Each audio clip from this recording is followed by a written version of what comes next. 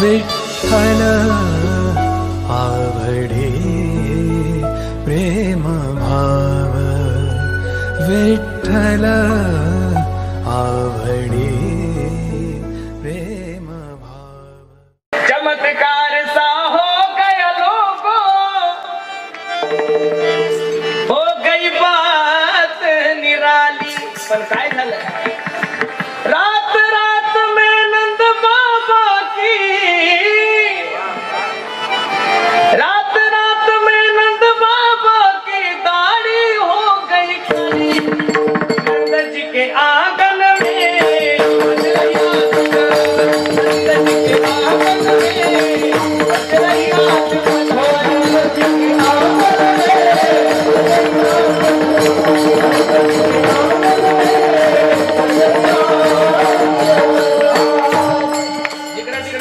एवढ्या आनंदाचं वर्णन नाही करायचं आपल्याला, बरोबर लवकर संपवायचं लक्ष। आता काल्याचं कीर्तन सुरू झालंय महाराज, पहिला हा फक्त परिहार होता, आता काल्याचं कीर्तन म्हणजे आताशी गवळणी सुरू झाल्या।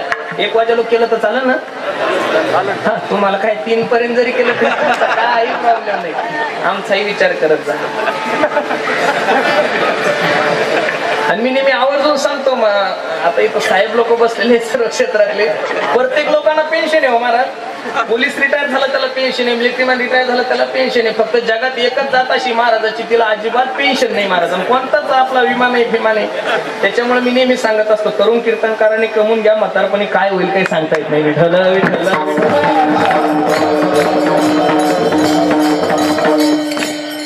जिकडे तिकडे आनंद आहे, घरोघरी झाला लक्ष्मीचा तो वास।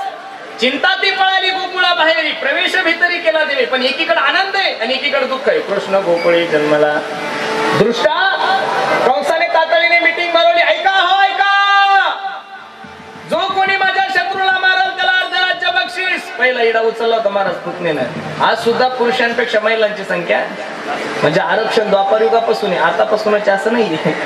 पुतनेनं पहिला इडा उचलला आणि पुतनेनं कंसाला सांगितलं, हे दादा, हातभर पोरग मारण्यासाठी अर्ध राज्य काय करायचं हे काम मी तुझं फुकट करून देते। सुंदर असा शृंगार केला महाराज आणि यशोदेकडे गेली। आणि यशोदेकडे गेल्यानंतर यशोदेला सांगू लागली, यशोदे ए यशोदे, अगं ऐकलंस का? हातून आवाज आला, काय ग? अगं बाळ झालं, तुला सांगितलं नाही? अगं खूप गडबड होती ग, खूप मोठा उत्सव होता, ध्यानातच नाही राहिलं। कुठेही तुझं बाळ? यशोदा म्हणे, अगं खूप रडत होतं ग, एवढं परेशान केलं ते, आत्ता झोपी घातलंय। देव पाळण्यातल्या पाळण्यात विचार करतो, तिची भोळी माय हो माझी, माझं बवणीचं गिराईक परत गेलं तर माझा धंदा चांगला होणार। रडायला लागला ना देव। रडता रडता यशोदेला पुतना म्हणे, का ग खोटं बोलतीस, बाळाचं दर्शन नाही घेऊ देणार? जा जा जा जा। पाळण्यामध्ये देव झोपलेला होता। काय गोड माझा भगवान परमात्मा असं दिसायला महाराज, काय गोड वर्णन आहे भागवताचार्याचं, असं वाटतं जीव ओवाळून टाकाव त्या श्लोकांवर। बर हा पीड म्हणत वर वपु कर्ण यो कर्णिकार, बिभ्रतवासम कनक कपिशं जयंती माला। भगवंताचं ते गोड स्वरूप पाहिल्यानंतर पुतना ज्या भावनेने आली होती ती भावना सुद्धा विसरून गेली, कारण देवाचा एक स्वभाव आहे, त्याच्याकडे एकदा भक्तानं पाहिलं की तो माणसाचं चित्त हरण करून घेतो। हरिने माझे हरिले चित्त भारवित पाहिलिया वेद लावी बैसे जीवे।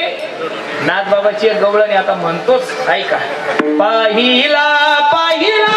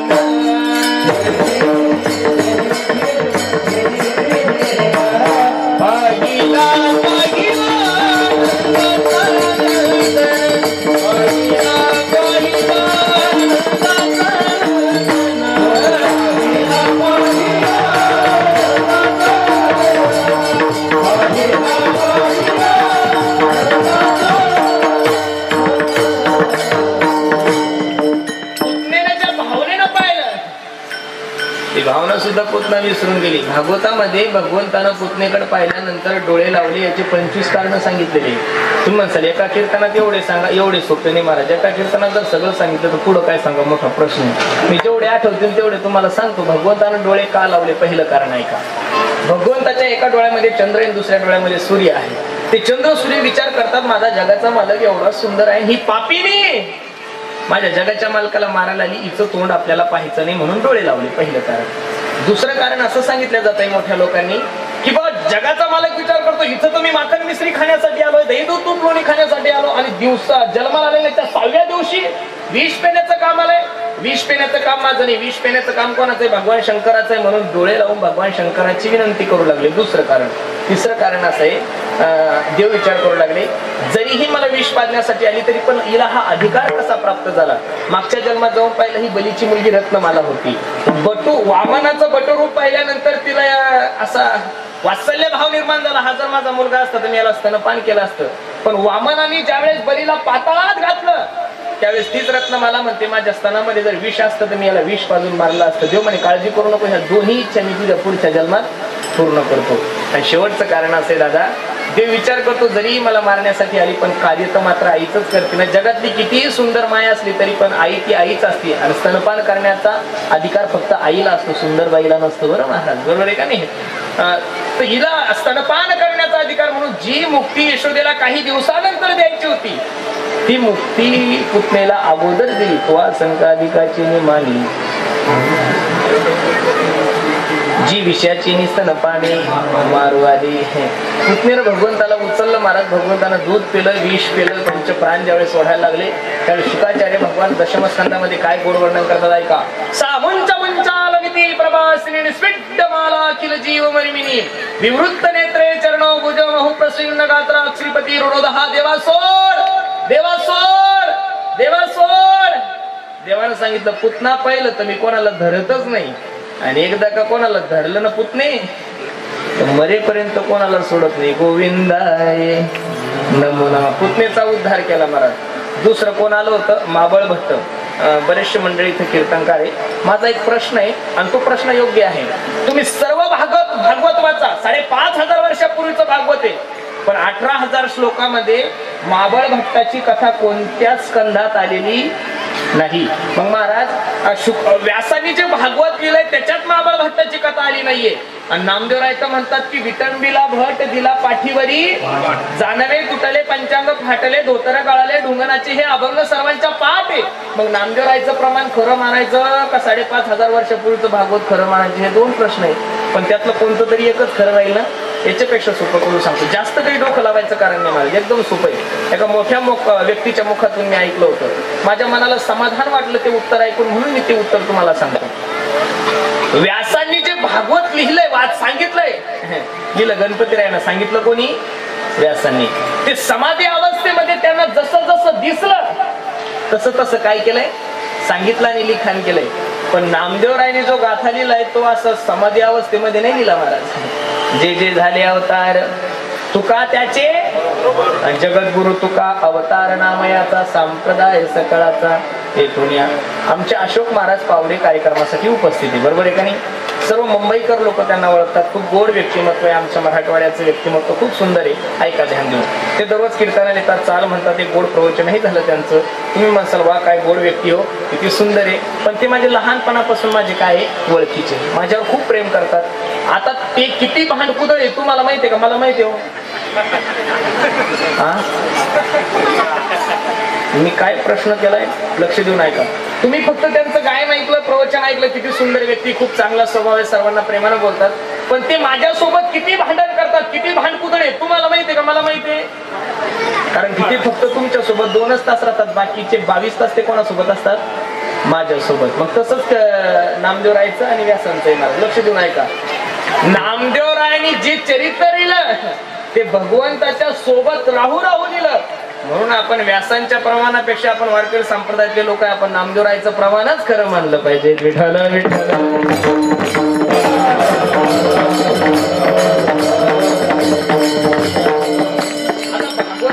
की काल्याच्या कीर्तनामध्ये राक्षसांचं वर्णन करू नये. आगम रीटा मारला बाळगणे अभिदते घाणी. आता जगाचा मालक रांगायला लागला. कसा रांगतो?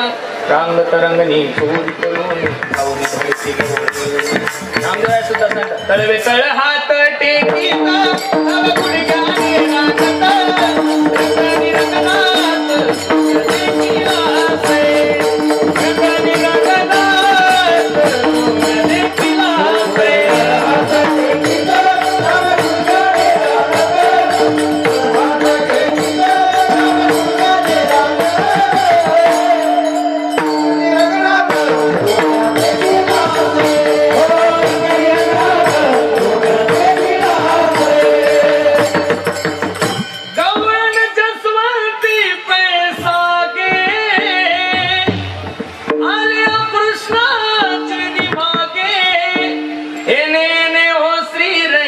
नवनीत माझे बक्षिले एने माझे कवड उघडले एने सिंके हो तोडिले दया दुधाचे बक्षिले ओलंडिले ताकाचे ऐसे जरी मी जाणते यमुना पाणी आणत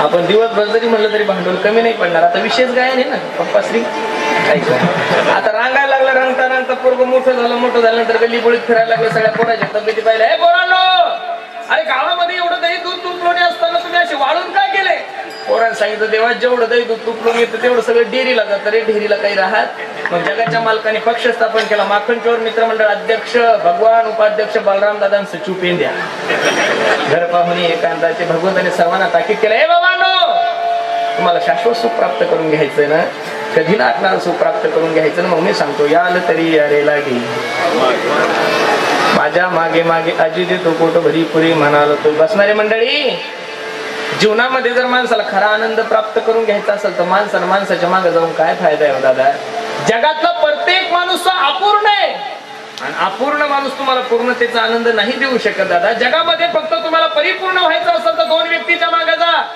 एक संतांच्या मागे जा किंवा दुसरं भगवंताच्या मागे जा आणि एकदा का त्यांच्या मागे गेले ना महाराज की आजी देतो पोट भरी पुरे म्हणाल तो अरे संसाराचा आनंद किती जरी उपभोगला तर आतापर्यंत संसारापासून कोणी तृप्त झाला असं एखादं उदाहरण सांगा ना रावणाला एक बायको नव्हती किती बायका होत्या हो 80,000 बायका त्या बी देखण्या सुंदर रूपवान होत्या तरी सुद्धा रावणाची तृप्ती झाली नाही सीताई साहेबाकडे त्याची वाईट दृष्टी म्हणून संसारामध्ये किती जरी माणूस भोग भोगले हे तुम्ही किती जरी गुलाबजाम खाल्ले तरी पोट भरत सकाळी खाल्ले संध्याकाळी खावंच वाटतं महाराज काही काही लोकांचे विचार आहे बा भोगाकडून समाधीकडे भोगाकडून समाधीकडे कसं जाता येईल साहेब होशोचे विचार त्यामध्ये आमचे कीर्तनकार सुद्धा बरेचसे त्या मार्गाने जायला लागले त्याच विचाराचे ते वारी करणाऱ्या लोकांना येणं समजतात पण खरं सांगू का अग्नीमध्ये किती तेल टाकलं म्हणजे अग्नी तृप्त होईल का दादा अरे भगवंतानं सांगितलंय ना त्यागा शांती अरे त्यागामध्ये सुख आहे दादा भोगामध्ये सुख कसं असेल दादा कितीही चांगली गाडी घ्या तुम्ही फॉर्च्युनर मध्ये जरी बसलो तर दुसऱ्याची BMW पाहिली की झोपच येत नाही हो महाराज BMW 2 कोटीची जरी घेतली पण वरून जाणार हेलिकॉप्टर पाहिलं तरी BMW वाल्याला झोप येत मग माझी विनंती दादा तुम्हाला संसाराच्या विषयामध्ये आपण किती जरी उपभोग घेतला तर आतापर्यंत कोणी तृप्त झालं नाही याचं कारण ज्या संसाराचं बीजारोपण दुःखातून झालं त्याला सुखाच्या फळाची अपेक्षा करणं जीवनातलं सगळ्यात मोठं अज्ञान आहे ज्ञानोबराच्या भाषेत सांगू बा दुःखाचे केले सुटले जे मरणाचे भले लोटले ते हे मृत्यू लोकीचे घडले हात वेळेने मृत्यू लोकी सुखाची कहाणी ऐकी जेल कमनाचे श्रवणी कैची सुख निद्रा अंतरणी इंगळाच्या म्हणून संसारातल्या कोणत्याच गोष्टीने माणूस तृप्त होत नाही मग महाराज तुम्हाला जर जीवनामध्ये परिपूर्ण व्हायचं असेल तर देवाच्या मागे आपण जात असताना हळूहळू चला कोणी कोणाशी न बोला आणि हे सर्व करत असताना काला काला म्हणजे नेमकं आहे काय हो महाराज हे दही हंडी लावायची डाळ भात करायचा शिरा खायचा एखाद्या कीर्तनकाराने कीर्तन करायचं त्याला कालाच म्हणत नाही महाराज काला या शब्दाचा सोपा अर्थ आहे दादा अंतकरणातला जातीवाद नष्ट करून अंतकरणातले विकार नष्ट करून अंतकरणातला द्वेष नष्ट करून अंतकरणातला मत्सर नष्ट करून सर्वांनी एकत्रित येऊन माझ्या भगवंताचं भजन करणे हा जीवनातला सगळ्यात मोठा काला विठोबा रखुमार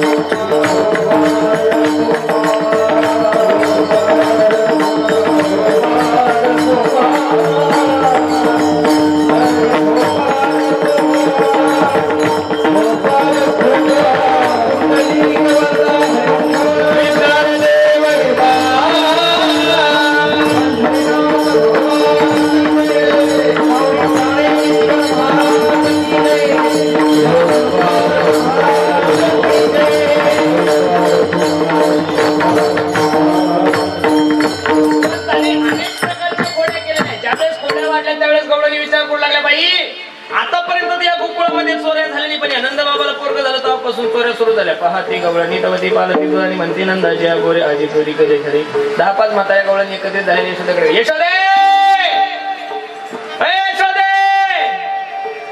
यशोदा मंथन करत होते. काय ग तुझ्या पोराला समजून सांग रात्री आमच्या घरी येतं बरं ये ना का बंदाई दूध खातं बरं खाण्याची गोष्ट खाल्ली पाहिजे. गोपाळाला सोबत सोबत घेऊन येतं मग बरं खाण्याची गोष्ट खाल्ली पाहिजेत पण ह्या दुधाची नासुडी करताय. जगातली कोणतीच आई अशी नाही की त्या आईला आपल्या मुलाचे गुन्हे खरं वाटेल. यशोदेनं पदर खावला आणि त्यांना म्हणू लागला का ग तुम्हाला लाजा वाटत्या का. पहिला शब्द सुरुवातच तिथून बाळ सगुण गुणाचे ताने बाळ दिसतय गोजिरवाने काय सांगता घराने ग गोकुळच्या नारी 5 वर्षाचे माझे बाळ अंगणी गमाच्या खेळ काला टिकाची घेता आळगे गोकुळच्या नारी सावळा घे चिमणा माझा गवळणीत खेळे राजा तुम्ही मोठा ढल गजगे. बिचारा नाराज झाले बाई आपण तर कृष्णाच्या खोड्या सांगायला गेलो हीच आपल्यावर खवळली. घरी गेल्या खालच्या वार्ड क्रमांक 14 सेक्टर क्रमांक 9 मध्ये बंगला क्रमांक 222 तिथे एक मनकर्णा नावाची गवळण होती. म्हणे का ग गेलते ना यशोदेकडे. अगं गेलतो ग पण काही सबूतच नव्हतं तीच आमच्यावर खवळली. त्यानं माझ्या घरी याव त्याला मी पकडते यशोदेकडे घेऊन जाते. आणि कोणी जर देवाला चॅलेंज केलं ती गोष्ट करायला देवाला खूप आनंद. देव तिच्या घरी गेले. पेंद्याला फोन केला पेंद्या वार्ड क्रमांक किती रे. हा सेक्टर 9 खोली नंबर 222 चला. गेले महाराज तिच्या घरी. दही दूध तूप लोणी खाल्लं सगळे गोपाळ पळून गेले. देव पळायला लागला. इला जेवाला देवाचा हात पकडला. का रे कृष्ण्या काल तर तुझी माय मोठी म्हणत होती तुम्ही 12 घरच्या 12 गे तुमची एवढीच रीत खोटी गे तुम्ही ठाईच्या ओढाळा गे. चाल तुझ्या आईकड फर फर फर फर फर फर फर फर ओढत घेऊन झाले. चौकात देव गेला म्हणे का ग माय एवढ्या वेळेस माफ कर ग माझी आई खूप खडूस आहे. तिने एवढ्याशा लोण्यासाठी मला उखळाला बांधलं होतं. मी जर तुझ्या घरी आलो हे जर तिला कळलं तर खूप त्रास देईल ती मला. मी पाया पडतो याच्यानंतर तुझ्या सेक्टर क्रमांक 9 मध्ये मतदान मागायला येणार. एवढ्या वेळेस मला माफ कर ग माय. ते म्हणे चाल. देव म्हणे 1 तास झाला एकच हात धरला जरा दुसरा हात धर की.